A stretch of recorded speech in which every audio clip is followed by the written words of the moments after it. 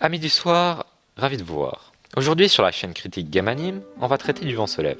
Le Vent se lève, du titre original Kazeta Chinu, est un film d'animation écrit et réalisé par Hayao Miyazaki en personne. Pour les quelques spéléologues qui ne l'auraient pas vu, déjà qu'est-ce que vous faites ici? Allez le voir car on va spoiler sévère. Bref, voici un petit synopsis. Jiro Horikoshi est un jeune garçon passionné par l'aviation. Son rêve, devenir pilote. Mais comme la vie n'est pas toujours cool, il est arrêté d'une mauvaise vue. Pour ne pas dire qu'il voit comme un mec proche du coma éthylique. Dans un rêve, il rencontre un certain Caproni, qui va le mener vers la voie de l'ingénierie aéronautique. Ce qui m'a bien plu dans ce film, c'est que ça se passe dans le Japon dans l'entre-deux-guerres, et retrace donc plusieurs événements historiques du pays. Ce que je trouve très intéressant, mais que certains ne pourraient ne pas remarquer. Comme le tremblement de terre de Kanto de 1923, et on y suit un réel ingénieur qui a vraiment existé dans la vraie vie réelle.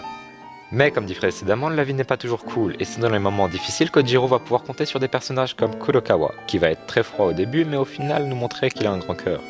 Dans ce film, on retrouve un aspect graphique digne de Miyazaki, rempli de couleurs pour toucher un public large, tout en parlant de thèmes comme la guerre et la maladie.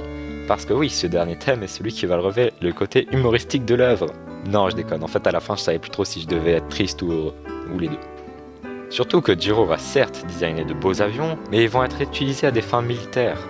Quoi qu'il en soit, les dessins de Hayao sont sublimés par les musiques de son ami de toujours, Joe Hisaishi, qui crée des thèmes collant parfaitement au film, quelle que soit l'émotion recherchée. Quelque chose qui m'a fait bizarre au début, ce sont certains bruitages qui sont réalisés à la bouche, mais au final on s'y habitue et c'est ce qui donne son petit cachet original. Sinon, j'ai pas trop su où est-ce que le film voulait aller, mais c'est normal car on pourrait le qualifier de slice of life ou tranche de vie, puisqu'on y suit juste Jiro qui vit sa vie d'ingénieur.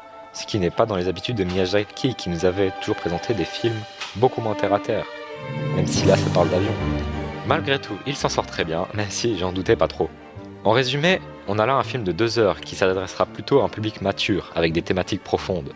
C'est pour moi le résultat de nombreuses années d'expérience de Miyazaki.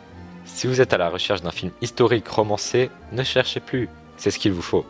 Vous aimez les jeux vidéo peu connus? Alors je vous renvoie vers la vidéo de mon collègue qui veut vous en présenter quelques-uns. Sur ce, amis du soir, au revoir.